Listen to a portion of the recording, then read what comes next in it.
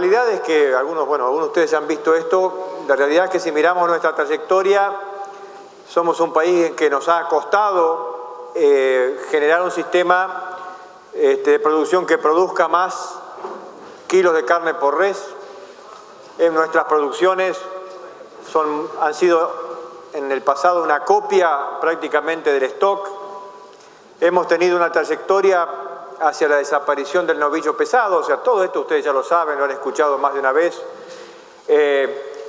Y el comentario que uno hace frecuentemente en este proceso de retiro del novillo de mayor peso, del animal que es recriado a pasto y que después se termina en corrales o termina incluso en pastoreo, viene acoplado, por supuesto, de una necesidad del negocio, de la situación de la estructura del agronegocio de la carne, pero también lamentablemente nos fue retirando de algo muy importante que hacían estos animales en recría y el sistema de novillo de cierto peso, que era la demanda de pasturas, aunque sea, si no era para recría, si no era para terminación, era para recría, y con ello la necesidad de estructurar un sistema de rotaciones que se nos fue alejando y, por supuesto, fue tomando ese espacio la agricultura de cosecha.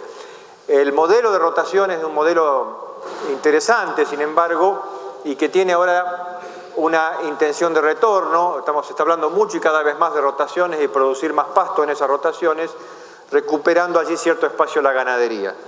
Ahora, bueno, esto ha cambiado un poquito el color, pero yo creo que tenemos que pensar muy bien en esta ganadería que nosotros imaginamos. Acá se me ha cambiado hasta los nombres en castellano. Esto yo lo había preparado para otra presentación y se ve que me quedó acá pegado. La realidad es que acá el consumo 2016 y después del 2017 es muy parecido del consumo per cápita por persona de la carne vacuna, lo que consumimos de aves, lo que consumimos de cerdo y algo de pescado. La Argentina es un país que, ya sabemos, tiene mucha propensión a consumir carnes, proteínas de origen animal, y estamos por encima de los 120 kilos de carne de proteínas de origen animal por persona y por año, pero nuestro tema de discusión hoy, que es la carne bovina, apenas si llega al 50% de eso, o sea, estamos en los 58 o 60 kilos y no hay allí mucho espacio para empujar mucho más. O sea, si hay para empujar hacia un mayor consumo interno, hay que empezar a desplazar a las otras producciones, como la de ave y la de cerdo, y que realmente tal vez no sería lo atinado en una estrategia de negocio global del país, ¿no es cierto? O sea que probablemente este espacio de los 58 o 60 kilos sea el ámbito y el límite que nos propone el mercado interno. En ese contexto, si uno dice, bueno, yo quiero expandir la ganadería de hoy, quiero expandir nuestra producción, ¿cuál es el espacio de expansión? ¿Para quién vamos a producir más carne si queremos producir más, tener más vacas, tener más terneros por vaca? Cosa que sería muy interesante porque hoy con 62-63% de terneros por vaca somos uno de los países, digamos, que producen carne, que realmente estamos en los lugares más bajos. Piensen allí las huellas, los impactos y las externalidades indeseables que tenemos por ser tan ineficientes en la cría, ¿no? Estamos duplicando en algunos casos las huellas ambientales de otros productores de carne y nos cuesta mucho explicar nuestras oportunidades cuando tenemos esa ineficiencia. Pero entonces el tema de la cría, digamos, es para discutirlo en profundidad en otro momento. Yo lo que quiero acá decir es, si vamos a producir más carne siendo eficiente, con más terneros por vaca, con más kilos por ternero, ¿a dónde vamos con eso y cuál es el mercado? La trayectoria que se lleva el 80 o el 90 o el 85% de la carne del país es el mercado interno con algo muy parecido, un componente muy fuerte que es el modelo de la media res y distribuyendo la media res en carnicería. Sin embargo, cuando uno imagina el camino del crecimiento de la productividad y la producción por animal, probablemente sea clave en ese proceso el desarrollo de una industria mucho más asociada a la cadena un poco más compleja para llegar a las carnes enfriadas, envasadas al vacío, congeladas, o sea, cómo las comercializa, cómo las mueve el mundo a nivel global. Para jugar en estos espacios, capaz que el énfasis lo vamos a tener que poner en este camino, ¿no es cierto? Y allí hay unos desafíos importantes, el desafío del doble estándar, el desafío de que una cadena tiene menos demanda de requerimientos en cuanto a cuestiones higiénico-sanitarias, cuestiones de trazabilidad que la otra. Ahí hay una cuestión de costos relativos que todavía a nosotros nos cuesta entender cómo asumirlos, cómo incorporarlos a las cadenas y que de todas maneras los negocios de los distintos participantes sigan vigentes. Dicho eso, el mundo que crece hacia la exportación, lo hace a través de las carnes de alguna manera procesadas en envasados o no procesadas, pero sino envasadas al vacío, o la carne en el mundo se mueve en cajas, la carne de calidad por lo menos. La carne que se mueve al hombro es más para nuestro mercado interno y que también podemos decir que India en muchos de su negocio transita carnes en forma bastante desprolija, pero está en nuestro imaginario si queremos el camino de los muy bajos precios que puede, o sea, en definitiva, si queremos competir con India o eventualmente competir con la carne a granel de Brasil, o queremos tener espacios donde nuestros competidores son Australia, Estados Unidos y algunos otros países que ofrecen productos de mayor calidad. Es cierto que China es el gran comprador argentino en este momento, estamos con casi más del 50% de la exportación argentina con destino a China, con sus idas y vueltas también está traccionando Rusia, pero Israel, pero todo empieza a parecerse que vamos hacia caminos de un poco más de exigencia. Esos mercados también compran carne de calidad y eso tiene sus exigencias en protocolos, en garantías de higiene y seguridad desde el punto de vista sanitario y también respecto de la calidad de la carne. Además ahí tenemos un desafío de querer participar en góndolas del mundo. Esta es una foto de góndolas de Australia en Dubái y en otros países como en China, y querer entrar en esos mercados y querer ser protagonista, ponerle con eso un piso a la ganadería argentina, no es menor. O sea, acá hay muchachos que saben hacer las cosas, que saben vender con mucha trazabilidad, con diferenciación. Hablamos de Australia frecuentemente en este país y lo usamos como modelo y deberíamos parecernos. Bueno, para parecernos a Australia tenemos que tener un sistema de tipificación que nos lleve a poder poner un sello en la carne, tenemos que tener un sistema, que nos ayude a poner buenos sellos de calidad y vender con eso una imagen de calidad. Si uno piensa en China, el sumum de calidad o el estatus de calidad lo ven a través de un sello australiano, ¿no? A través de un sello argentino. Aunque Argentina está haciendo todo un esfuerzo interesante para hacerse visible en esos mercados, y lo cual es muy interesante. Esto también son sellos que muestran al país. Australia es un gran productor al mundo e incluso el 40 o el 50% de la carne australiana colocada en el mundo tiene sellos de carnes pastoriles, cosa que nos parece a veces una cosa rara, pensar que los que juegan en el mundo de las carnes de calidad están vendiendo algo de carnes pastoriles, lo están haciendo. O sea, ellos tienen carnes de diferentes procesos y de diferentes tipos, aún certificadas orgánicas. En la otra punta las carnes wagyu muy engrasadas para Japón. O sea, 15, 20 productos que le llaman carne, pero que tienen distintas estrategias de producción, distintos protocolos. Ese es el mercado en el que nosotros queremos crecer, que desearíamos ver a la Argentina instalarse. Yo muestro esto frecuentemente, digo, bueno, la Argentina tiene una plataforma de producción de terminaciones a corral muy importante, que ha crecido hoy más del 50% y capaz que el 60-70% de la carne del país se está terminando en corrales. También tenemos todavía productores que hacen carne a pasturas, la recríen o no por el camino del corral o la hagan a través de distintas estrategias de recría con suplementación en pastoreo. Probablemente por la geografía del país, por sus dimensiones, por sus diferentes ambientes, seamos tal vez, si no el país, uno de los países que mayor diversidad de sistemas y de tipo de producto puede generar. Yo contaba hoy el caso australiano. Australia genera lo que genera con menos oportunidades ambientales y climáticas que la Argentina. Estados Unidos tiene un modelo muy especializado hacia la producción de carne de terminación a corral y de novillo pesado. O sea, Uruguay tiene algunas oportunidades interesantes, pero es pequeño.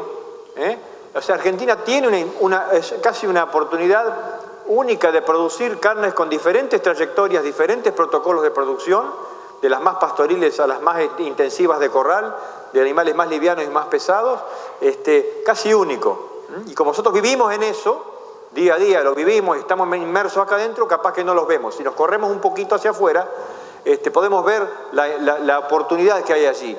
Y entonces con esto digo que no hay una única trayectoria hacia un solo modelo. Probablemente estemos viendo un país que nunca se defina por un solo modelo de producción.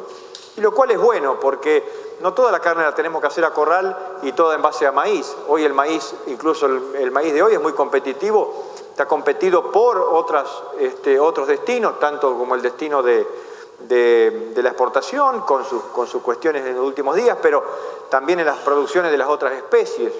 Entonces, probablemente nosotros veamos en todo el país y a través de todo el país una subsistencia de sistemas diversos.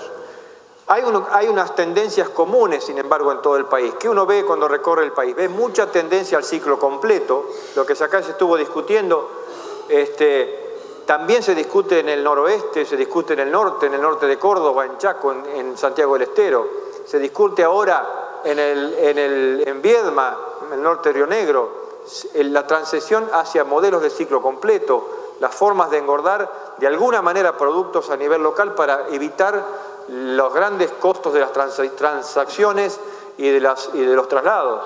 Eso sí se lo ve como una cosa interesante. O sea, discutir en Villegas, en América, en Pergamino, en ciclo completo, en otros años hubiéramos dicho, eso realmente es una transición hacia un modelo diferente. La realidad es que nos está enseñando el medio, el sistema, que esto no es una transición, que hay el escenario a nivel de predio, de explotaciones para modelos de ciclos combinados, de ciclos completos. Algunos con mayor aptitud agrícola no se pueden dar tal vez el lujo de tener vacas en esos lotes, pero hay mucho campo y mucho lote que no tiene otra opción que hacer forrajes de relativa calidad y allí van las vacas o las recrías. La realidad es que esto entonces está en todo el país. Si vamos a Entre Ríos nos pasa lo mismo, sur de provincia de Buenos Aires tenemos la misma discusión, cómo aumentar eficiencias, generar modelos con distintos formatos de terminación que generen eventualmente, si es posible, en los suelos de menor calidad, terneros adaptados a esos modelos. Ahora, yo decía recién, bueno, pero si vamos a empujar la producción de carne, la producción bovina, vamos a hacer más de lo mismo, o sea, tengamos más, ya habremos llegado ahora, por ejemplo, a los 15 millones de terneros, vamos a hacer lo mismo que veníamos haciendo, vamos a hacer un ternero, un novillito de 3,80, 3,70, una vaquillona de 4,30, 4,40, la vamos a vender ahí gordita, terminada a corral o no, y eso lo tiramos al mercado interno. ¿Cuánto podemos presionar al mercado interno para absorber ese tipo de animal? Y probablemente no mucho, porque ya tenemos a los otros actores. ¿Cómo hacemos para desplazar a las aves, a la producción de carne aviar, al porcino? ¿Es estratégicamente oportuno hacer eso o nos conviene aprovechar la oportunidad en que ya no somos responsables del 100% de la canasta de proteínas animales del consumidor argentino, sino que consumir un poco más o menos de carne no le cambia el consumo de proteínas al argentino? Eso está bueno porque nos da la oportunidad de pensar que Argentina puede ahora avanzar hacia otros negocios y crecer en su negocio de la carne mirando hacia afuera. Y casi que es lo único que le queda para hacer, porque volvemos a lo mismo.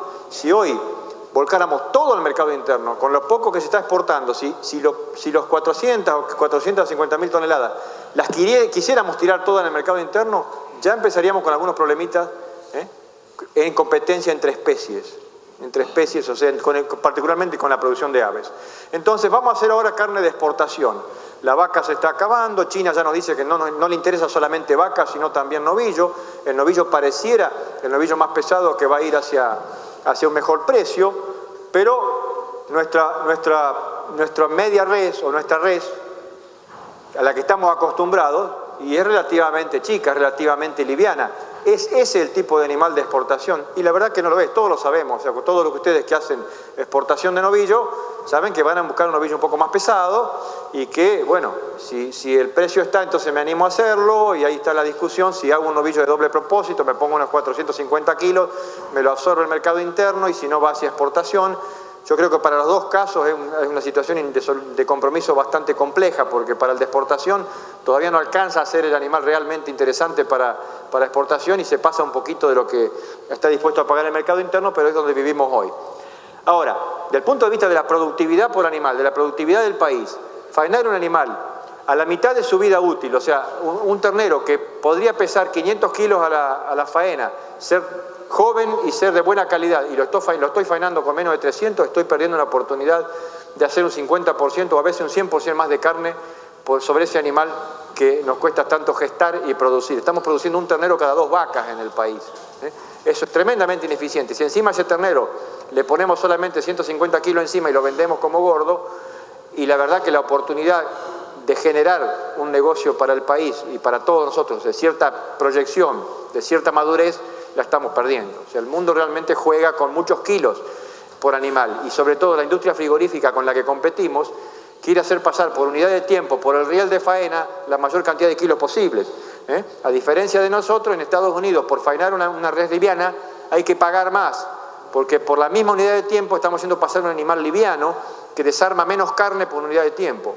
Nuestra industria frigorífica todavía tiene otros problemas tal vez más complejos que dedicarse a observar la eficiencia del riel, pero contra eso estamos compitiendo. Esos son nuestros competidores, que están mirando cuánta unidad de energía eléctrica o de combustible usan por kilo de carne embalado al vacío. O cuál es la circulación financiera porque estamos sosteniendo allí más o menos carne en cámaras. Entonces, toda esa discusión todavía nos tiene que llegar, pero si vamos a jugar en el mercado de las exportaciones nos va a llegar. Ahí tenemos un problemita, entonces estamos todavía con un peso de faena de res bastante bajo, no logramos empujarlo por arriba, tal vez las señales del mercado de exportación están todavía demasiado tenues o demasiado débiles respecto del novillo. Vuelvo a lo mismo, sí, pero China se compra todo. Sí, guarda con eso, porque querer confiar en que nosotros vamos a hacer un mercado de exportación basado en vaca es bastante ineficiente también. O un mercado de granel donde entramos con lo que haya y con los cortes que nosotros no deseamos consumir. Bueno, también tenemos Israel compitiendo por los cortes delanteros, pero es un mercado interesante atado con bastantes alfileres. Acá un jugador fuerte tiene que ser el novillo. Y ahí vamos, no le digo nada nuevo, pero cuando hablamos del novillo aparece toda esta cuestión. La productividad por animal, acá estuvimos viendo un poquito de cómo hacer ese individuo más productivo en toda la recorrida de hoy, la cuestión de la calidad objetiva de la carne. A veces tenemos el mito y el romance de que la Argentina produce la mejor carne del mundo porque no han ido a comer carne a otro lado. O porque cuando hacemos la mejor carne del mundo nos acordamos del bife tierno nuestro, pero resulta que si todos nos ponemos la mano en el corazón sabemos que a veces comemos un bife que no es tan tierno y otras veces tenemos un asado que no lo podemos masticar. Entonces, ¿producimos carne de calidad en Argentina? Sí. Ahora, tenemos que asegurarnos de que eso sea así, tenemos que generar homogeneidad de producto y ahí tenemos, creo yo, o creemos en nuestros análisis de que hay un espacio para mejorar. Y hoy también se estuvo hablando de esta cuestión de la precisión, de producir con más precisión, que no es solamente producir incorporando tecnologías de las comunicaciones o de la informática, que también nos ayudan a mejorar la precisión, pero acá se estuvo hablando de producir con precisión, es producir por ambiente, utilizar mejor los lotes, conocer mejor a los animales, saber qué estamos midiendo. Cuando uno habla de un 60% de procreo, no solamente tiene menos 60 terneros por cada 100 vacas en el campo, tiene un montón de otros problemas. Cuando un rodeo tiene 60 terneros por cada 100 vacas, seguro que tiene vacas flacas, que tiene vacas que su vida útil va a ser más corta de lo esperado, seguro que la vaquillona de segundo servicio no va a ser todo lo exitosa que pretendemos, o sea, nuestra capacidad de mejora en el rodeo se ve disminuida.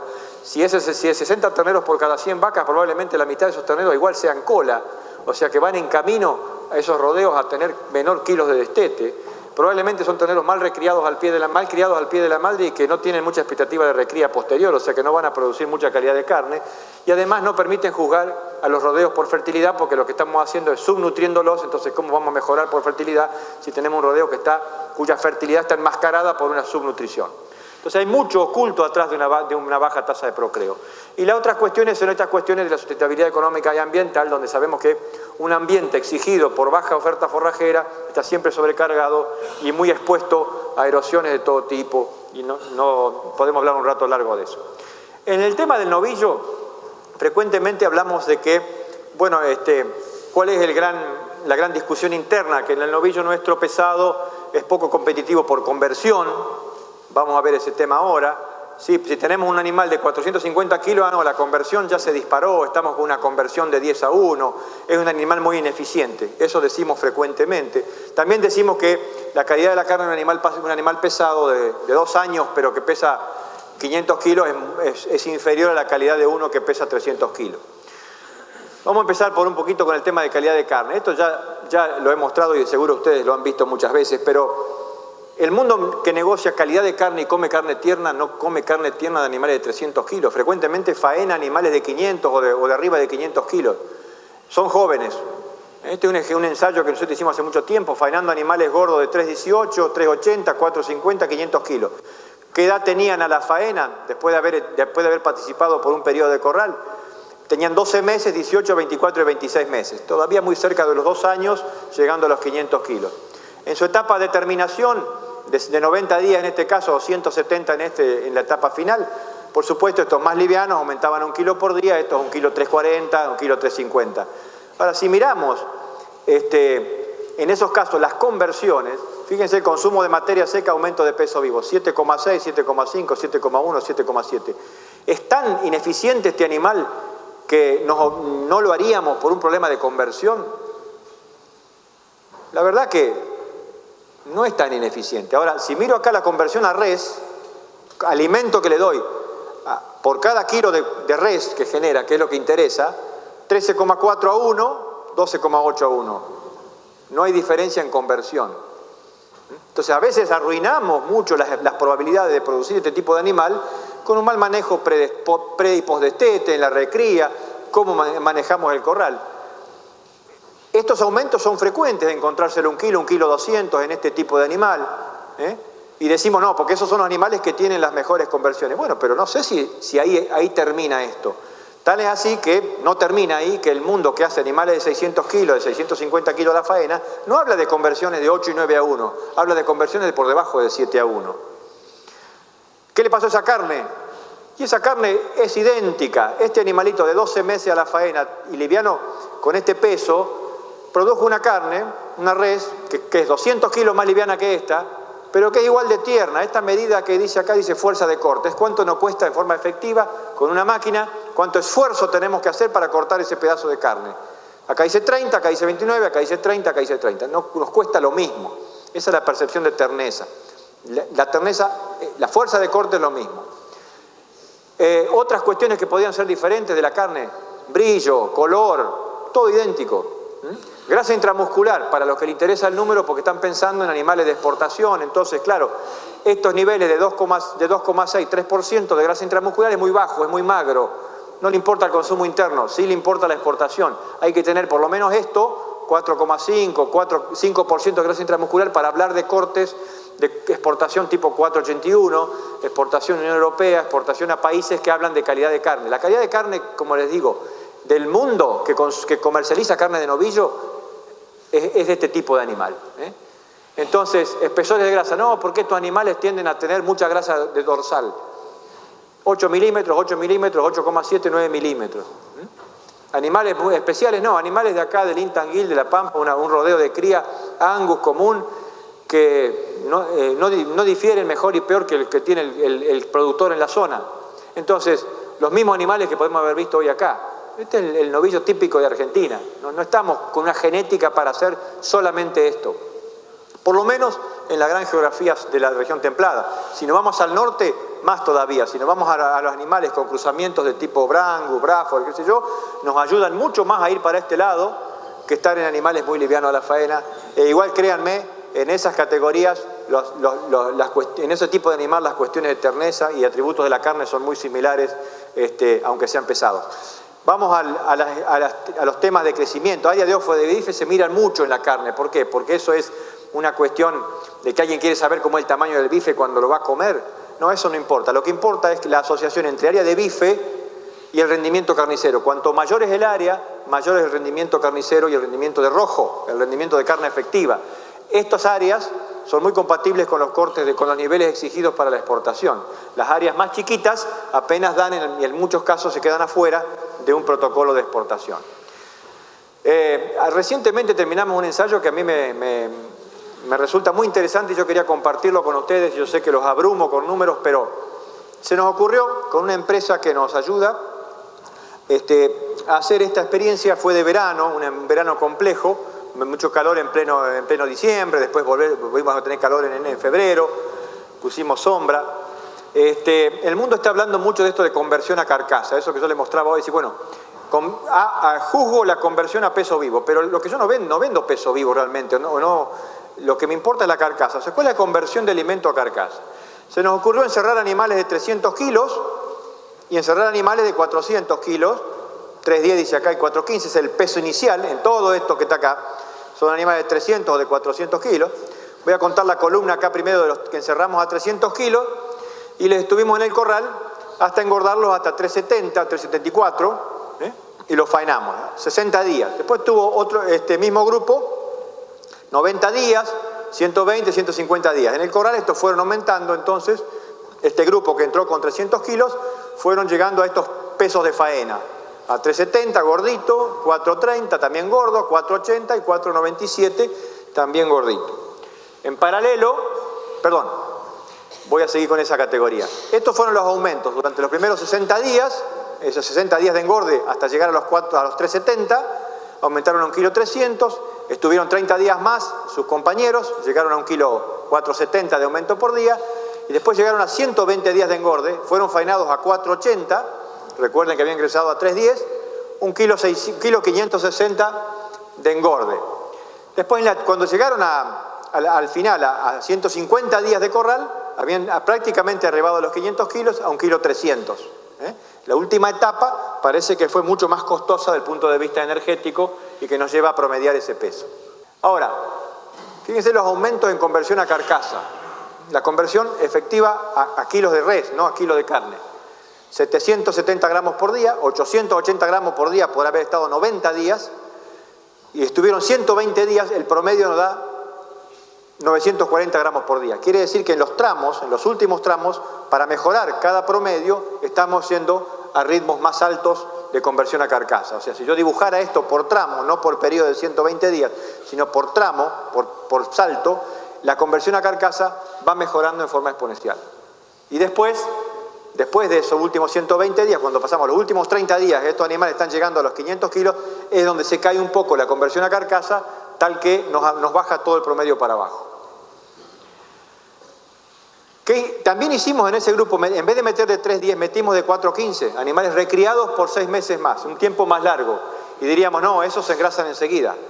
Fíjense lo que fue la conversión a carcasa de estos animalitos que terminaron en 485, 538, 584, 600 kilos. Las conversiones a carcasa. Estos animalitos se faenaban ahí, los más pesados. Fíjense los aumentos de peso cuando estaban llegando a 584 kilos. Habían empezado con 417, aumentaban a 1,5 kg. No estaban en 1 kilo o ya no aumentando de peso, como a veces se dice, no, el animal está lleno, está terminado, ahora no aumenta más de peso. No, son animales jóvenes que están en pleno crecimiento y están en 1,5 kg por día, en pleno verano. Ahí están sus conversiones a carcasa. Consumos, consumos 9, 10 kilos de materia seca, los que ingresaron más livianos, con 300 kilos, los que ingresaron con 400 y algo, 11,6, 11,9. Eficiencia de conversión a peso vivo, que es el número que a ustedes le va a llamar más a un número. Animal entonces, de 310 a 374, 60 días de engorde, 6,9, o sea, 7 kilos de alimento por kilo de materia seca, por kilo de aumento de peso vivo. Acá ya llegaron a 4,31, 6,5, no empeoró. Acá de 3,10 llegaron a 4,80, 6,28, la conversión viene bajando, viene mejorando. Miremos los más grandes, los que habían entrado ya muy pesados, de 400 kilos, y en 60 días tenían 4,85, menos de 8-1, pero habían llegado sus compañeros a 538, después de 90 días de corral, 7,5-1, estaban en 500, casi 600 kilos, 7,6-1. Entonces, estas cosas nos hacen reflexionar respecto a algunos mitos nuestros de la rapidez y con que tenemos que terminar animales, o lo liviano que tienen que ser, porque si no las conversiones se nos van. Esto es más una cuestión de la naturaleza del negocio, más que de la naturaleza de la eficiencia de los animales y la genética que tenemos. Eficiencia de conversión a res. Fíjense cómo la eficiencia mejora, o sea, necesitamos menos cantidad de alimentos por kilo de res que vamos generando. Fíjense cómo baja sustancialmente acá y acá también sigue bajando. Ahora, está muy lindo eso, o sea, con eso yo dije la conversión, entonces no debiera preocuparnos si hacemos las cosas bien. Podemos hacer animal pesado y muy pesado de tipo de exportación sin enloquecernos demasiado con la cuestión de la conversión.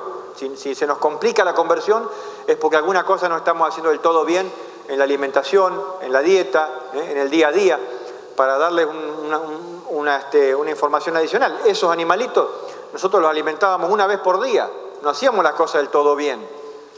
Todo lo que iban a estar dispuestos a comer una vez por día. Podríamos haber hecho mejor las cosas dando de comer 2 veces por día, o teniendo otro tipo de a veces de control que ustedes a veces en las explotaciones pueden tener mucho más que lo que podemos tener en un lugar que es un ámbito con cuestiones de gestión pública, complicado.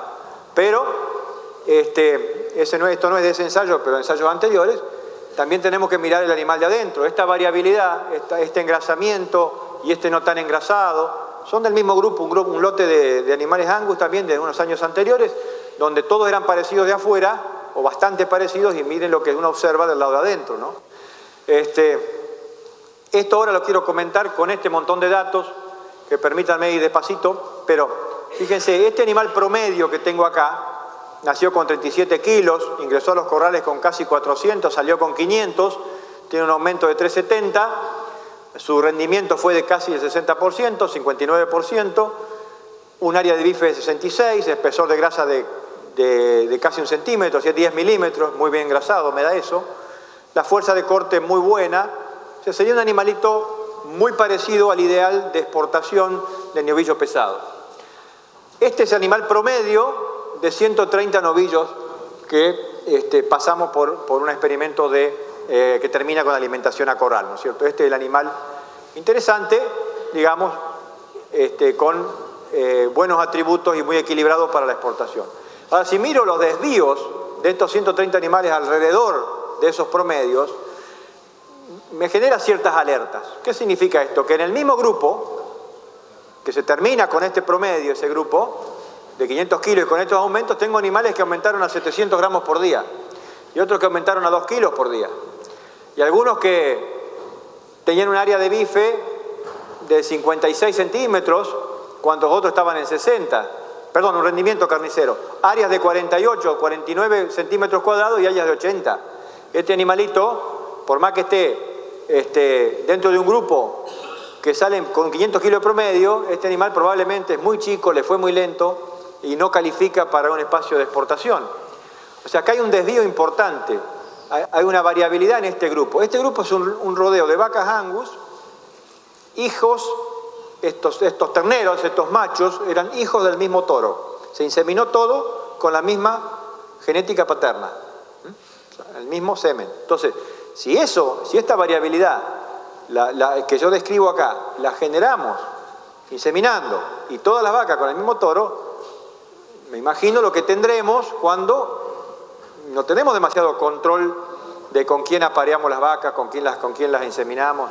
Entonces, esta variabilidad es inherente también a nuestra problemática. O sea, si nosotros queremos ser un país que produce novillos livianos y todo sale más o menos parecido, bueno, es una cosa. Ahora, si queremos jugar en exportación, probablemente nos vamos a encontrar que cuando vamos al animal más pesado, y ya no es cuestión de hablar de promedios, vamos a ver que vamos a tener que homogeneizar. ¿Qué hacen otros países? Homogenizan por área de bife, no solamente cuando salen del corral o de un engorde de terminación, aunque sea de suplementación en pastoreo, sino homogenizan a veces cuando ingresan por área de bife, por ecografía, cuando ingresan al corral de engorde, cuando salen, cuando ingresan, e incluso tratando de conocer o capturar la mayor información posible hacia atrás de cómo es la homogeneidad o cómo han funcionado los terneros en función de su origen. Australia está haciendo mucho eso ahora, calificar lo que compra el invernador o lo que ingresa a la invernada y al corral, mirando mucho cómo le fue en su variabilidad con los animales en función de su origen. Y en esto hay algunos factores interesantes para ver que tiene que ver con las eficiencias en las etapas anteriores, creo yo. Hoy se estuvo diciendo acá, un buen ternero en promedio bien destetado con 190 kilos acá y hay otro de 150 en este lado, manejados de la misma manera, engordados sobre las mismas bases después de un periodo de recría, estos animalitos salieron gordos con menos de 400 kilos o sobre los 400 kilos.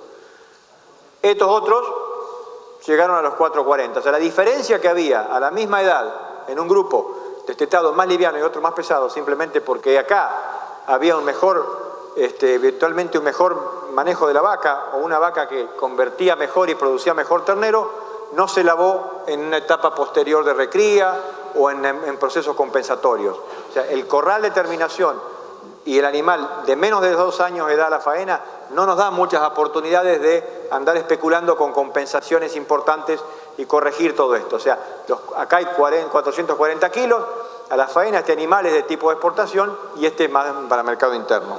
Animales de la misma vaca, de las mismas vacas, del mismo manejo, la misma inseminación.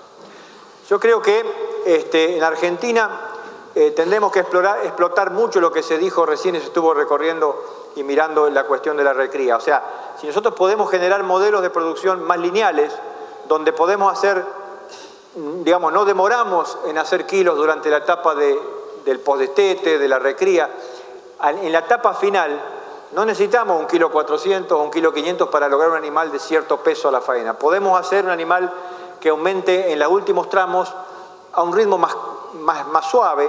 Podemos allí utilizar dietas más livianas, utilizar incluso el pastoreo, si nosotros nos aseguramos o logramos un proceso de crecimiento más lineal.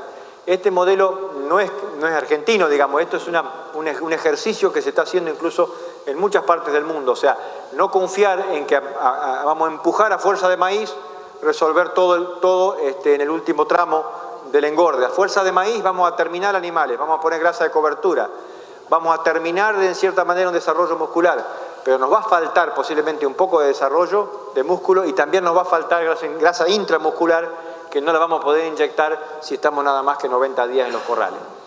Esto no se ve mucho, pero esto es para mostrar un ensayo que nosotros hicimos restringiendo terneros en sus primeros 150 días postdestete.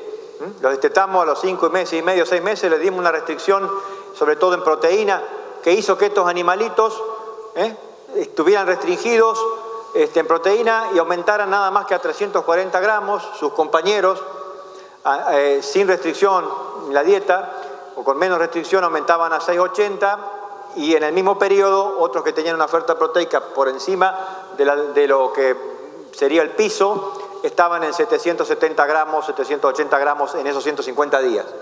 Pero después, ¿qué hicimos? Bueno, vamos a agarrar estos animales que habían tenido esa situación, que habían llegado en esos 150 días, estos estaban en 200 kilos, ahí poquito por arriba, el segundo grupo ya estaba por arriba de los 250, y el tercer grupo también por arriba, ahí ya se diferenciaban en peso, los pusimos a comer todo lo mismo. Durante los 60 días siguientes, en una dieta de recría, estos animales aumentaron a 620 gramos por día. Los otros 2 grupos andaban en 725, en 783. O sea, mejoró, sí, mejoró su ritmo de engorde. De 340 pasó a 620, pero no empató a los otros. O sea, no compensó o no ganó lo suficiente para que le fuera igual comiendo lo mismo. Usted me puede decir, no, pero el animal ese era demasiado liviano, entonces no tenía oportunidad de crecer a 700 gramos por día. Un ternero al pie de la madre, con 3 meses, crece al pie de la madre con más de 700 gramos por día. O sea, el potencial del ternero está por encima de cualquiera de estos aumentos de peso, si come. Entonces, el potencial está. ¿Qué hemos hecho aquí?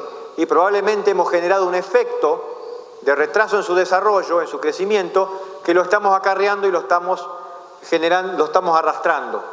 ¿Qué le pasó en la etapa de terminación? En la etapa de corral final, estos bichitos aumentaron para llegar al peso de faena, que estaba por debajo de los 4.50, en 4.30, 4.30 y pico, aumentaron a 1,100 kg. Estos aumentaron a 1,370 kg, estos a 1,360 kg, los que llegaron acá arriba. Y comieron todo lo mismo.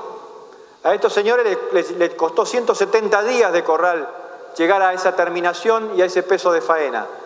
A estos otros les costó llegar al mismo grado de terminación, 8 milímetros de espesor de grasa, en fin, 125 días y a estos 112. Entonces estos estuvieron 40 días más o 50 días más para llegar a esa terminación.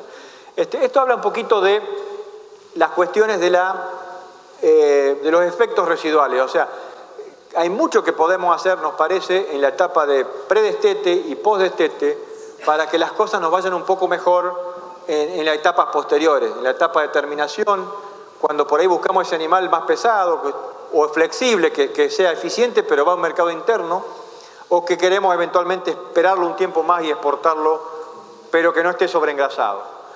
Hoy se estuvo hablando bastante de esto. Realmente vamos a empujar toda la ganadería del país a partir de más grano, o de consumir más maíz, o competir con todas las especies que andan dando vuelta por el maíz, o vamos a hacer kilos con mayor cantidad de pasto. Después de muchos años en el INTA, yo estoy convencido que vamos a hacer más kilos, probablemente en la ganadería del país, con sus sutilezas y sus cuestiones regionales, por supuesto. Algunos por ahí no lo pueden, no le pueden entregar superficie ganadera a la ganadería, superficie a la ganadería por la problemática del costo de oportunidad de los lotes, pero muy probablemente empujemos la producción de carne, produciendo más carne a pasto durante las etapas de recría o aún con suplementación, y no necesariamente tengamos la oportunidad produciendo más carne en los corrales o pensando que vamos a duplicar la producción de carne con todo a corral. O sea, aunque hagamos a corral, probablemente estemos usando mucho más silaje en la recría, empujando la producción de pasto para hacer más carne en esas etapas tempranas. El corral nos va a ayudar, esos 90, 100, 120 días de corral, nos va a ayudar a terminar esos animales. Sabiendo incluso que si hicimos las cosas bien, podemos estar 60 días en los corrales, o 120 como mostraba yo ahí, o eventualmente 150, sin perder lo que hemos logrado, sin realmente perder en la conversión o perder en la calidad de la carne. Lo que no podemos hacer es descontrolar el sistema. Nosotros tenemos un sistema que sabemos, podemos diseñarlo, sabemos hacia dónde va yendo. El mundo está jugando mucho con esto, con mirar de adentro a los animales, conocer la dispersión del engrasamiento y el rendimiento carnicero, nuevas tecnologías que hacen al monitoreo, incluso al monitoreo de esos bichos en forma virtual. O sea, podíamos recorrer un rato, y yo no tengo tiempo, pero recorrer imágenes de Australia, donde ya las barreras virtuales, o sea, el alambrado eléctrico virtual no es una novedad de la investigación, lo están usando.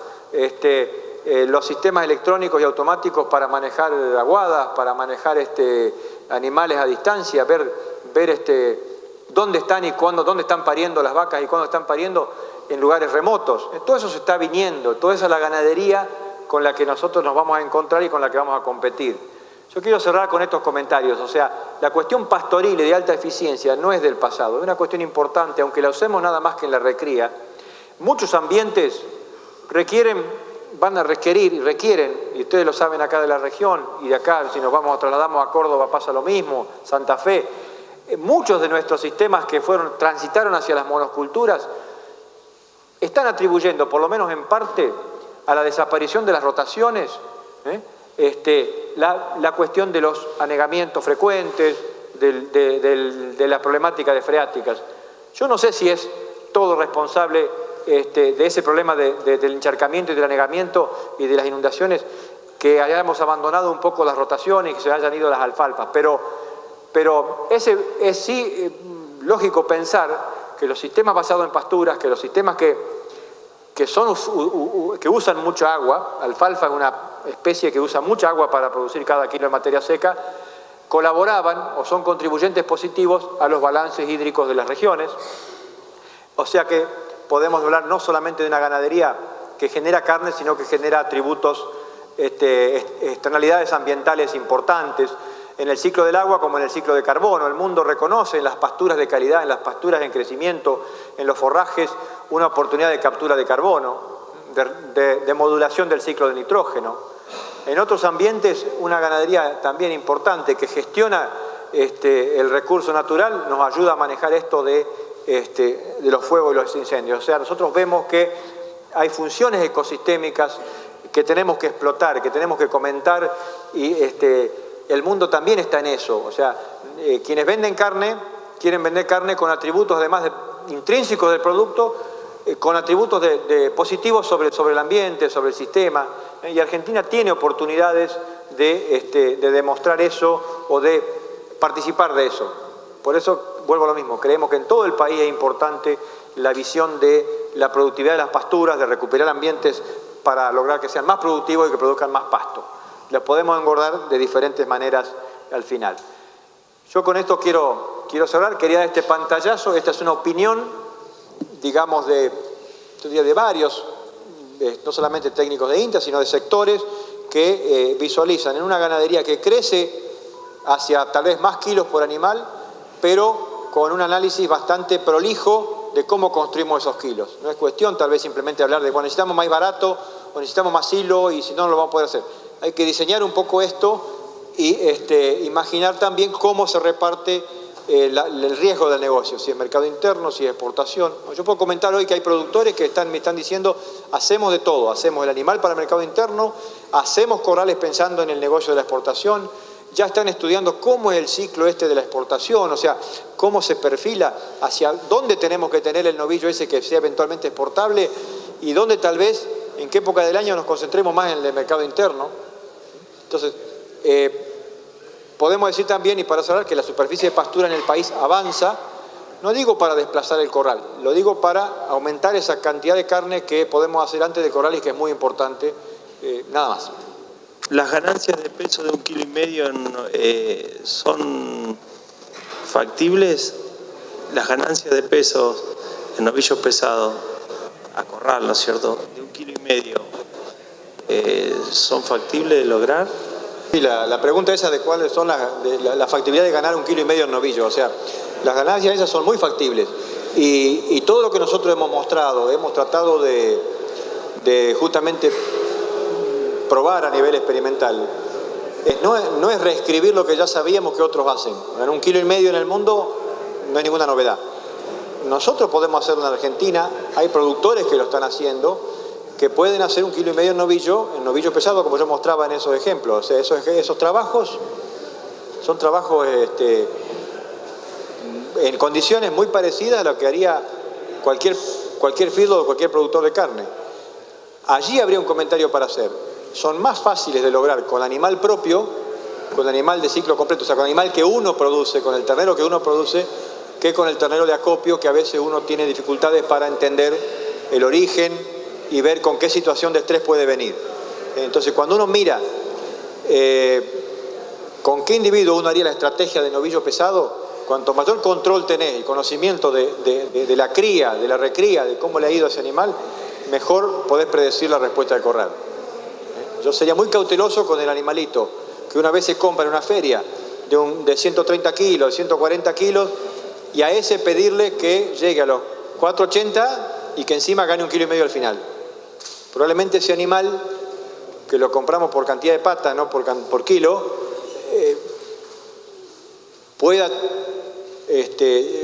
darnos algún dolor de cabeza. O sea, yo ahí no comenté acá, pero cuando uno analiza la trayectoria del crecimiento en producción por animal de otros países, vamos a mirar el caso de Estados Unidos. El caso de Estados Unidos está faenando animales de más de 650 kilos en promedio, con anabólicos, con todo lo que quiera. Sacarle los 50 y dejar los 600.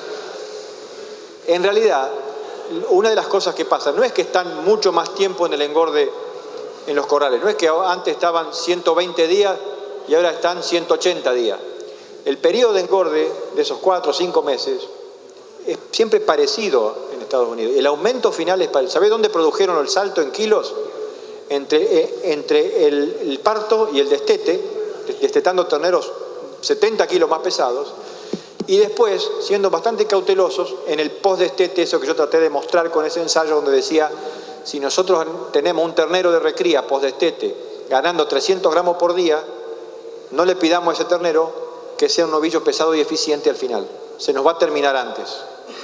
Entonces, yo creo que los primeros 300 kilos de ese animal o 250 kilos, 200 kilos si querés para bajar al piso, son casi definitorios, son muy importantes a la hora de definir cómo le va a ir y cuál va a ser su conversión futura en la etapa corral.